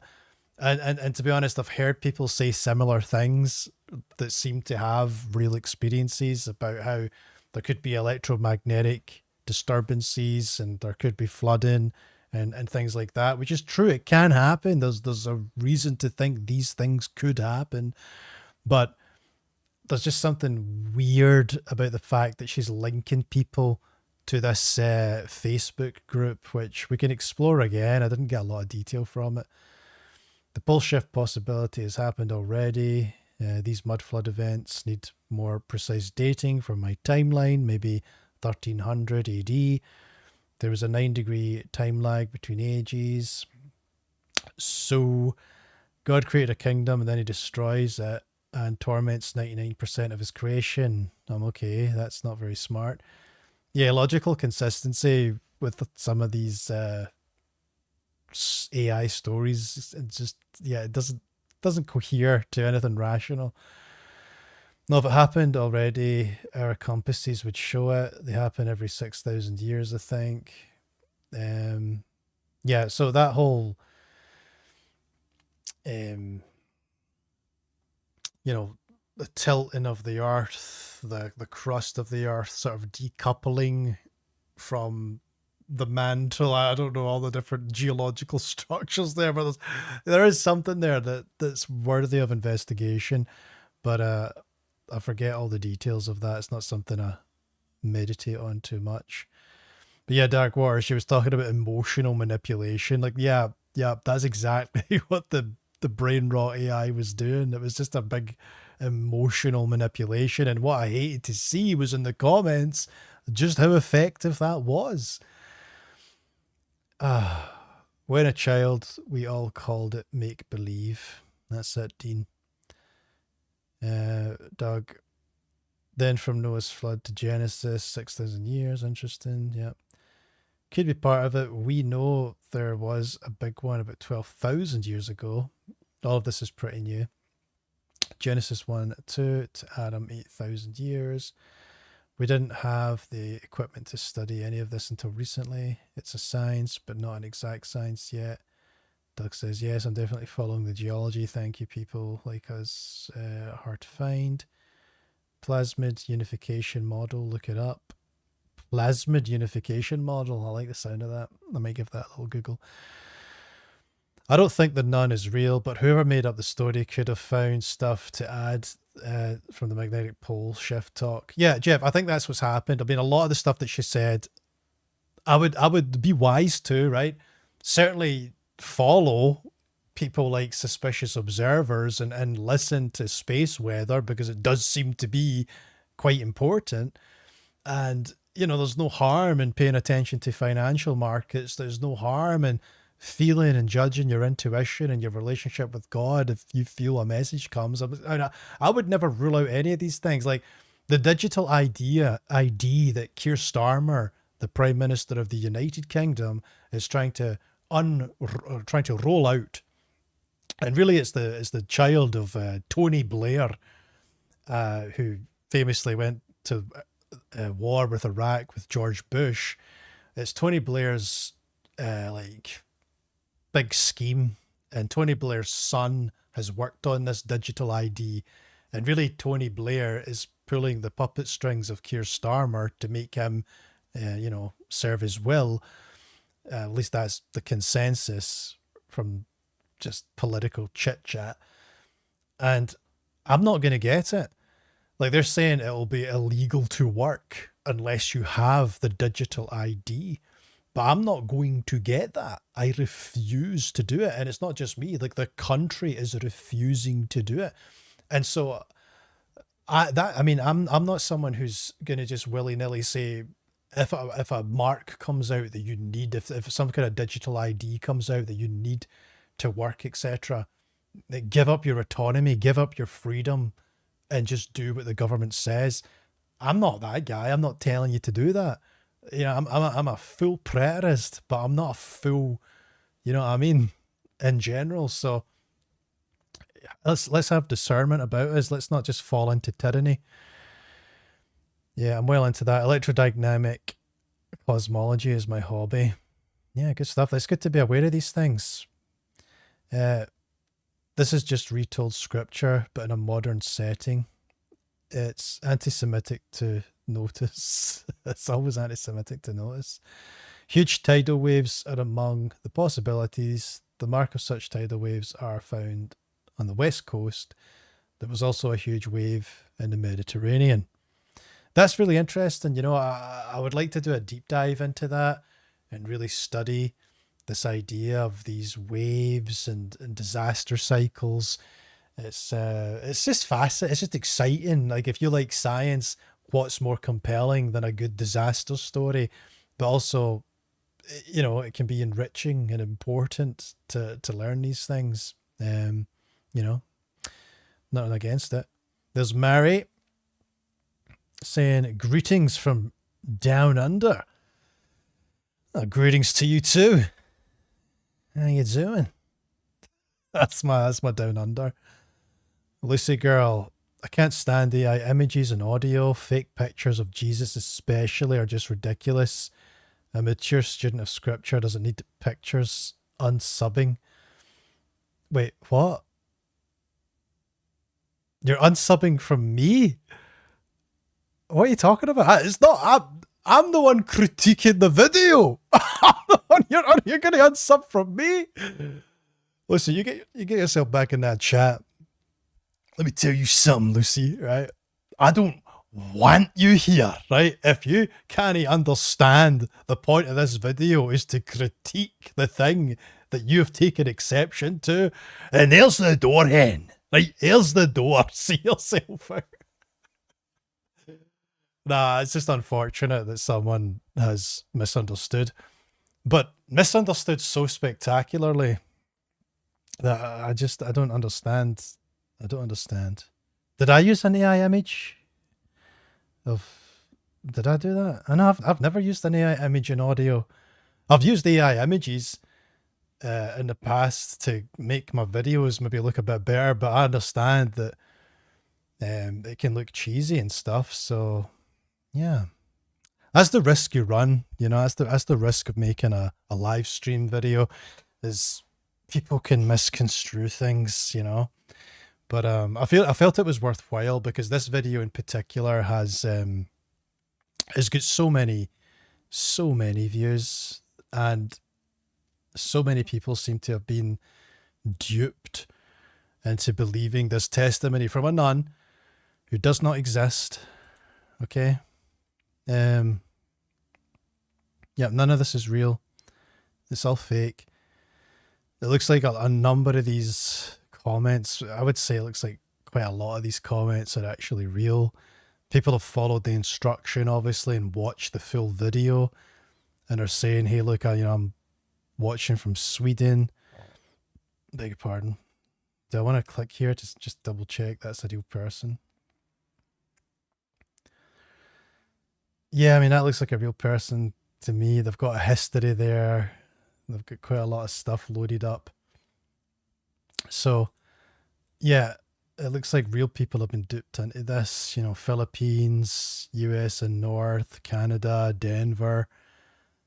You'll be quite safe there. You'll be safe in Denver, won't you? Maybe. More from Nigeria, someone from Ireland. Yep, real shame. Real shame. So, yep, Orlando, Florida. And then this is the website that they want to try and get you towards. So in the comments, join the group and access your free book in seconds. You will find the download in the feature sections. And with that step, a deeper story of your soul begins to reveal itself. This is a space where questions do not remain unanswered. Here, the revelations many receive during NDEs are given voice and meaning. The signs you feel within you, those are no one has ever been able to explain, are finally illuminated. This is happening in the world and in the church is understood in the light of the Spirit. And the message Jesus is giving in this time are grasped with clarity. But you can't write clearly, so Every question can receive an answer within minutes because you are not distant from us. You step into direct dialogue with those who have spent decades discerning what comes from above and what is merely human noise. Human noise! You can't even make human noises. You're making artificial intelligence noises. This group is not a comment section, right? That's you getting told not to say anything. Don't you dare speak out against the contents of this website. But a shared path where you can rediscover peace and when the heart trembles, clarity, when the mind becomes confused, depth, where life once seemed silent, direction, when everything felt without shape. Did that really say that? Direction, when everything felt without shape? Okay, I kind of get that. Here you can learn to recognize the signs before they unfold, to distinguish what is spirit from what is illusion. Well, you know what? You've been successful in doing that, actually, because you've demonstrated what illusion is. So congratulations on that front. To sense when a word is from God and when it is not. Oh, come on. What kind of psychopath put this together? If you feel that this speaks to you, then enter. The light is already here. I'm scared to enter such a thing. One new post today. Should I do it? Should I join the group just to see? Your membership is pending. You'll be notified. Right, so I'll do a little update on that at some point. I'm going to delve deep into the realm of Heaven's Gate and become a chapter head. I'll become a priest of Heaven's Gate, and I'll let you know how that goes. Probably badly, probably not something you'd want to do, but I just want to expose these people for being just what do you call them? Workers of iniquity, right? So, anything else going on in the chat? Lucy Girl 8, are you still with us? You still with us? Do you understand that I share your opinion? It's been it's been a little while since I've been making a live stream. I was focusing on getting those edited videos out because there's just something, I don't know, I feel a bit more watchable for many people if I can make a concise video that is no longer than around 10 minutes and just offer some good visuals, get the script on the screen, say what needs to be said. Yeah, so right, I'm quite happy to leave it there. I just wanted to expose this video. I think what will happen is when people research the nun video, I'm hoping that they'll find this video and it'll kind of offer a little bit of levity, a little bit of guidance. They'll see that, the AI stuff, for what it is, it's fake. This woman never existed. Never existed. Right? The place they claim to be from, carried out their ministry, is fake. The message itself is fake. If this is the first video that you see of mine, understand that this is a full preterist channel, right? We believe that these end times, this eschatology that the futurists preach is wrong, that it's actually covenantal, that all these things were completed in the 1st century. And if that sounds strange to you, then I would just ask that you find 5 minutes to check on the edited videos on this channel. Not the live streams, but the edited videos, which are confusingly just called videos, right? So click on the videos, not the live. This is a live. Click on the videos and check that out. Right, guys, I'm going to head off with that. I'll do a couple more live streams over the festive season. I'll pick some more topics that are a bit more colorful. I understand that the NDE stuff isn't for everyone. This sort of thing isn't for absolutely everyone. But I just feel like it's important for me when I see hundreds of thousands. This is what you need to remember. We might not be taken in by things like this. Things like this might not interest us that much, but sometimes we need to reach out beyond ourselves. Sometimes we need to understand that the futurist is taken in by these things. The futurist is deceived by these things. And that matters to me because I don't want them to be deceived. I want them to come into the fold. I want them to see the truth. And the only way that happens is if we increase our cultural relevancy. And the only way we're going to do that is to go to the places where these people are, right? It's like when Jesus went up to the well and the Samaritans were there. But sometimes we've got to go to the wells where the Samaritans are and preach the word. And this is one of those wells. This is the well that some people are dipping their well buckets into. And we've got to say, look, I understand that you thought by clicking on this weird AI nun video that you would find some water, some nutritious water. But there is waters of life that you can have, right? Springs that well up without ceasing. You can have that. And as preterists, as full preterists, we have an insight into this perspective. We can direct you towards the victory so that you can possess that which you have inherited, right?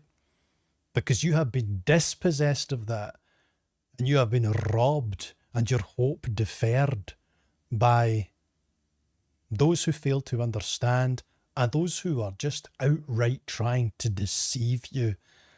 So that's the punctuation point on this video. Yeah, the edited videos are what it's all about. I think they're the most compelling aspect of the channel. The live streams, more communal, more you'll go off the beaten track. You'll do a video like this. Again, I'm mindful of the fact that hundreds of thousands of people seem to have lost themselves or got entangled in the web of this Heaven's Testimonies channel. What a shame. What a shame. Hundreds of thousands of people, such a vast audience for something that's completely false. Will this video make a dent? Will this help some people to see the truth? Probably. Maybe one. In fact, if that is you, if one person sees this video and they're like, actually, that guy made some sense, I look forward to hearing that. But for me, it was just something that bugged me. Had to get this in. And it's nice to just kind of check in on everyone. So I'm going to check out with that. Thank you very much. And I'll see you all again on the next one. I'll probably do one catering more to our tastes as full preterists next time I jump on. But this one was for the futurists, you know. May the scales fall from their eyes. And may they be oriented towards truth. See you next time. God bless. Have a splendid rest of your day. Bye for now.